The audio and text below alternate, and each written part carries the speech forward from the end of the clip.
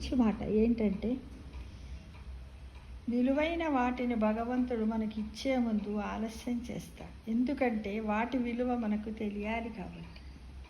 మనం మొక్కగానే టకా టకా టకా అంతా మనకు అన్నీ ఇచ్చుకుంటూ భగవంతుడు పోతే భగవంతుని విలువ మనకు తెలియదు. కాబట్టి ఎంత కష్టపడితే మనకు విలువైన వాటిని మనం పొందవచ్చు అనే విలువను తెలియజేయడానికి భగవంతుడు మనకు అలా ఇస్తూ ఉంటాడు. ఫ్రెండ్స్, నిజంగా మీరు గమనించండి. కొద్దిమంది అబ్బా వాడు చిన్నప్పుడు ఏం కష్టపడ్డారు, పడి పడి పడి తిండి ఉండకపోలే, ఇప్పుడు వానికి ఆస్తులు అంతస్తులు అయిపోయి వాడు 10 మంది దగ్గర తిన్నోడు ఇప్పుడు 10,000 లక్షల మందికి కూడా వాడు భోజనం పెట్టేటట్టు ఎదిగాడురా అనే మాటను మనము సొసైటీలో వింటూనే ఉంటాం. ఫ్రెండ్స్, పెద్ద మనుషులు చెప్పినట్టు ఇది నిజంగా జీవిత సత్యమే. ఇదంతా కూడా జరుగుతున్నటువంటిది ఫ్రెండ్స్.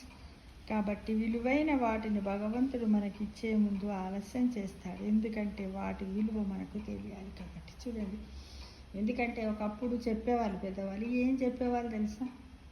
ఒరేయ్, నేను నీకు 99 పైసలు నేను నీకు ఇస్తాను, ఒక్క పైసా నువ్వు సంపాదించుకురాపోరా అనేవారు. అంటే ఎందుకు అనేవారు?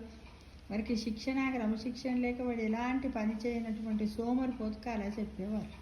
ఎందుకంటే వాడు ఒకవేళ వాళ్ళ నాన్న ఒక పైసా సంపాదించాను అని గర్వంగా పోయిండు అనుకోండి, పోతే నలుగురికి తెలుసు ఏమని, వాడిని పనిలో పెట్టుకుంటే వాడు పని చేయడు, వాడు సోమరిపోదు. కాబట్టి పని చేయనులని ఎవరు పిలుస్తారు? పిలువరు. నువ్వు పోయి అబ్బా నేను హోటల్లో గ్లాస్ నీతో ఏడైద్దా నువ్వు అడుగు చేయవు వేసే పాపా అంటారు.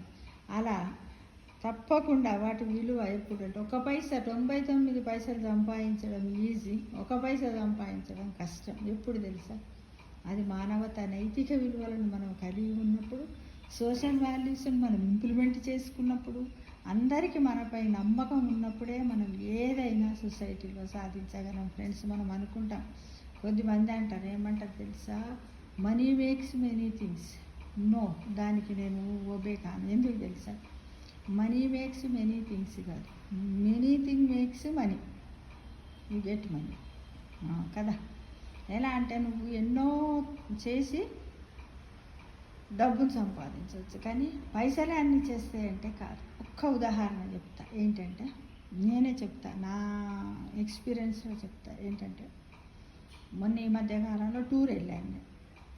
వచ్చిన తర్వాత తెల్లవారు ఇంకా మిడ్ నైట్ వచ్చిన తర్వాత 10-15 డేస్ నుంచి ఇల్లంతా డస్ట్ పట్టింది. నేనేమనుకున్నా అంటే దిగకముందు కదే దిగిన తర్వాత మంచిగా ఇల్లు ఉడవాలి, స్నానం చేయాలి, దేవుడికి దీపారాధన చేసి పడుకోవాలి.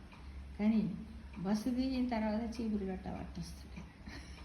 చూడండి, ఆ టైంలో మనకి ఎవరు ఉంటారు? 100 రూపాయలు ఇస్తాం, 1000 రూపాయలు ఇచ్చేంత కెపాసిటీ మనకు ఉన్నప్పటికీ కూడా మనకి ఎవరు దొరుకుతారు? కాబట్టి డబ్బు ఉంటే అన్ని పనులు జరుగుతాయని చెప్పడానికి ఒక గొప్ప నిదర్శనంగా నేను భావిస్తున్నాను. ఫ్రెండ్స్, ఇంకా మీకు కూడా ఇలాంటి ఏమైనా ఎగ్జాంపుల్స్ ఉంటే పెట్టి ఒక వీడియో చేయండి. కానీ ఎప్పుడు కూడా జీవిత సత్యాన్ని నమ్ముకోండి, ఎప్పుడు మంచి చేయడానికి నిజాయితీగా ఉండండి. ఎందుకంటే మన కౌంటింగ్ అక్కడ ఉంటుంది, అక్కడ మన counting is there on the god కదా. కాబట్టి మంచి పనులు చేయడానికి అందరూ ప్రయత్నించండి. భగవంతుడు ఉన్నాడని నమ్మండి, మన హిందుత్వాన్ని కాపాడండి. Thank you.